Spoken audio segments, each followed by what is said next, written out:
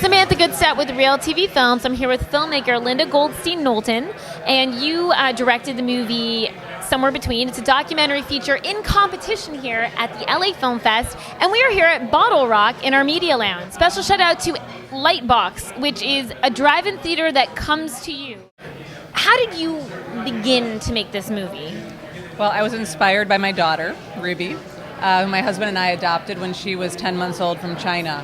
And I knew I was actually in post-production on my first documentary that I did, The World According to Sesame Street, that I did with another Linda Costigan.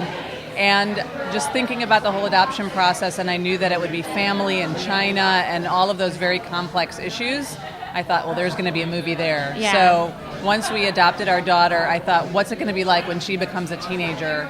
And so I found out that there were 80,000 kids adopted from China already living in the United States. And so I thought, oh, there's a lot of experts I can go ask to see what it would be like. Right, you went to the source. Now, you had four girls that were the subject of this movie, all of them living in different parts of the U.S.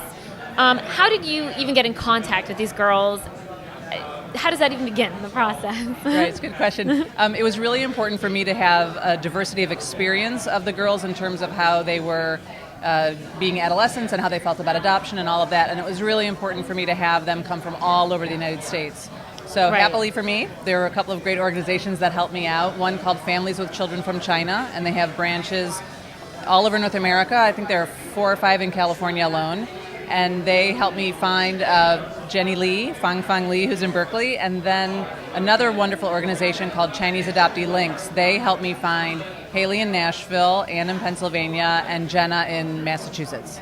Wow. Well, was there anything that surprised you? Well, I'm sure there were a lot of surprises. What was the thing that surprised you the most while making this? Because I'm sure there's a lot of discoveries. There were, we don't even have enough time for all the surprises. I mean, first and foremost was how articulate these young women, these girls were. I mean, Haley was 13 when we started, and I certainly was not that articulate when I was a teenager. The other thing that really struck me was, of course, this is about girls adopted from China, and on the one hand, it seems very specific, and the big surprise that I was hoping for, and it actually was true, was how universal the film would be in terms of the search for identity. And people who've seen it who have nothing to do with adoption come up to me and say, I'm not adopted, but I relate to it on this level. And because everyone has a search for identity, and I think this film and meeting these girls helped me understand myself better. Thank you so much. Okay, Good luck. thank you. Congratulations. Thank you.